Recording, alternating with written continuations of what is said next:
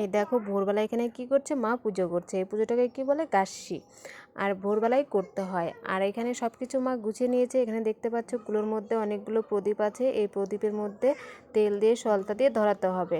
আর তো এখানে আমি ধরিয়ে নিচ্ছি, কিন্তু আমি ক্যামেরাটা করছি দেখে বলে আমার করছি বলে দেখা যাচ্ছে না। আর এখানে দেখো কলার ড্যাগের মধ্যে তেল দিয়ে তারপর এটাকে কাজল পরাচ্ছে। আর ওই পাটকাঠির মধ্যে কি দেখতে পাচ্ছ, তেঁতুল তেঁতুল পোড়ানো হচ্ছে। আর এই পাটকাঠি দিয়ে ওরা বিড়ির মতো খাচ্ছে। কেন খাচ্ছে বলো তো, যাতে মুখে ঠান্ডার মধ্যে এর মধ্যে যেন ঘা না হয়। আর এইদিকে দেখো আমি সব প্রদীপগুলো জ্বালিয়ে নিয়েছি।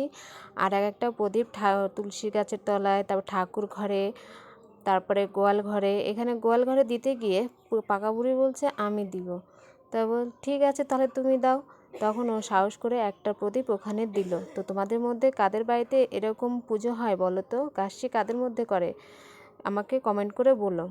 তা এখান থেকে ভিডিওটা দিতে আমার অবশ্যই একটু লেট হয়ে গেল। আর দেখো পাকা বুড়ি এখানে একটা প্রদীপ দিয়ে দিল। আর এখানে কুলোটা দেখতে পাচ্ছ, এই কুলোটা নিয়ে বলছে অলক্ষ্মী বিদয় হো, অলক্ষ্মী বিদয় হো। তো তোমাদের কাদের মধ্যে এরকম গাস্সি হয় কমেন্ট করে বলো। Tata, bye bye.